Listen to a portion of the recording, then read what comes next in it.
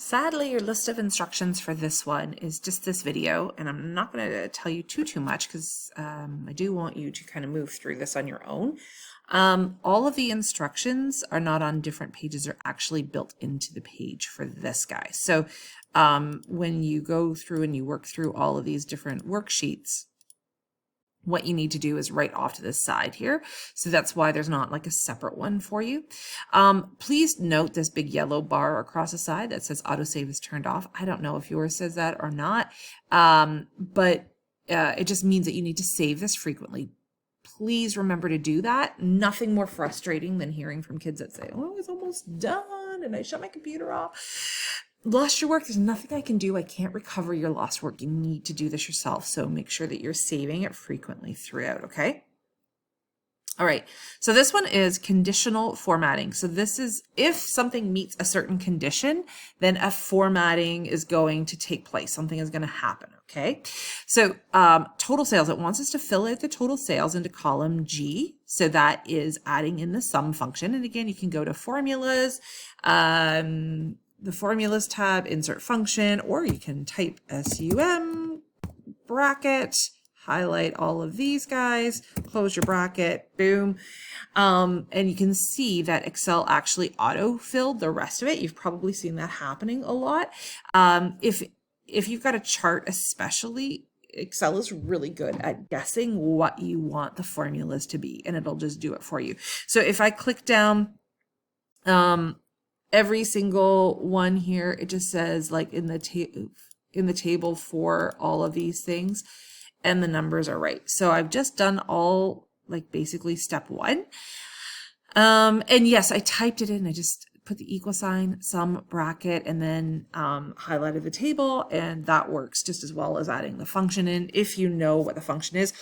With some, it's easy. With some of the other ones, it can get tricky. So, using the insert function is still a nice way to do it. Okay, so in the colors worksheet, that's the worksheet that we're on, colors. We're going to set conditional formatting for the values in column G. So that's these guys here. So the total sale. To highlight the cells, have a red fill if the total sales are below 175 and a green fill if they're above 175. Okay. Ooh, that's tricky. So we're going to highlight all of these guys, and we're going to set conditional formatting.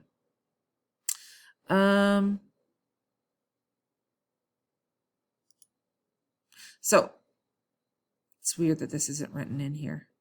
Nice thing. Anyway, conditional formatting is back in the styles group here. So it's this guy. So I'm back in my home tab, and it's in conditional formatting. And we want to do highlight cell rules, greater than, less than. So you highlight the cells that you want to play with. You go into your conditional formatting, and we're going to go into, let's just try it, the highlight rules. So if it's greater than, if cells are greater than 175, we're going to fill it in with green and dark green text, and we're going to say okay, and then the same rules apply. We're going to go back to the conditional formatting, highlight, we're going to say if it's less than, we're going to say if it is less than 175 or below 175, it doesn't matter because we don't have a 175, but I was going to say one should probably be 174, but that's fine. Red with red, boom, done. Okay, so that's where your conditional formatting tab is. And I believe that the rest of these kind of work the same way through. So flags. So in the flags worksheet, we're going to do equals sum bracket. These guys, close bracket. There we go. So we're just adding the same sum in. Then we're going to highlight these guys. In the flags worksheet, set conditional formatting for the values of C, D, E, and F to show red flags if they're below 20 and yellow flags if they're between 20. Oh, this one actually does give instructions. Oh, okay, that's better. So we want to highlight, so it's not the end one, it's these guys here that we want to do. And we go to the Home tab, Conditional Formatting. We want to go to Icon Sets. And they have some flags here, but let's go to More Rules because that's what our instructions tell us to do. So in More Rules, we're going to go to, let's see here, More Rules, Format Style equals Icon Set, perfect. The icon style we're going to choose is our flags, which are just not, oh, there they are. Our flags. Next to values, make sure it's set for number and not percent. So value is number, value is number. And green flag when value is, excuse me, greater than or equal to, and we want it to be 51. And yellow flag when the number is greater than or equal to 20. And red flag with everything else. Let's go down a little bit more. Should be okay. And then we're going to say, okay. And boom, there, it did it. So anything kind of below that became red. Everything else became that. It also wanted us, I guess, to keep, according to the picture here, to keep the conditional formatting from the highlighted rules, which were, I think 175 was our magic number, wasn't it? Oh, it was, no, I was wrong. Sorry. Highlight rule greater than, we're going to fill with the dark green. There we go. And conditional formatting less than 175 is going to be the red. I obviously had the numbers wrong. That's why I'm wrong. No, I didn't. It was 175, right? Hang on. Less than, oh, it's defaulting to 193. I apologize. 175 red. Oh, it's not loving me today. Greater than 175.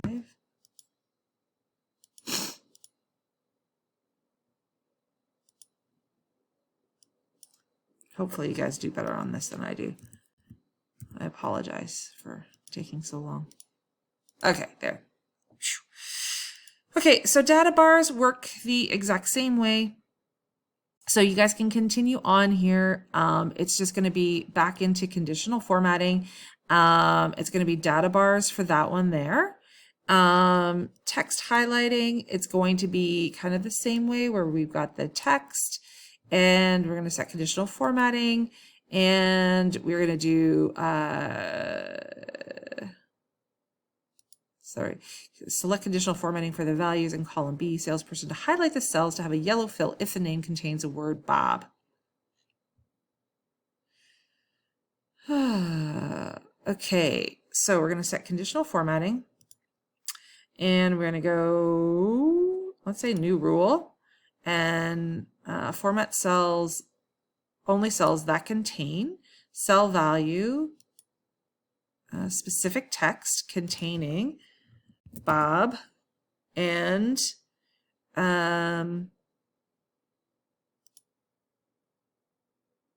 going to format color, I don't know, yellow, okay, and okay. Sort of worked. I picked Jim, Bob, and Bob. I obviously did, I'm running out of time, I apologize.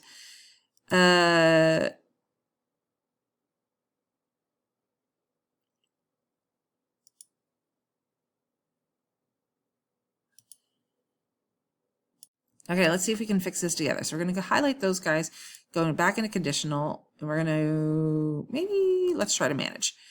We're going to, this is our rule here. We're going to edit this rule here. and I want to go into format preview. So what I did, because my recording thing covered it up, I didn't kind of have a look at these guys. So I think I'm going to pick maybe dark brown, maybe even one shade darker for that. And then the fill, I'm going to go with a lighter color. And we're going to say, okay, okay, and apply, okay, and there. Phew. So that was a little bit complicated, but we did it. So that filled, it picked out anything with the word Bob in it, and it highlighted it. And then conditional formatting in here. So in here, for the song and artist, so the cell highlights red if any word contains Z. Please clear all conditioning formatting. So highlight the cells, go to your Home tab, conditional formatting. We want to clear the rules. Clear rules from the selected cells, from the entire sheet, whatever you'd like. There, boom, done. And our last worksheet here, enter 4 new names in sales data. So that's in here, set conditional formatting in column G to format it in an order. And away you go. So you should be able to do this one on your own. Okay, sorry for the length of the video.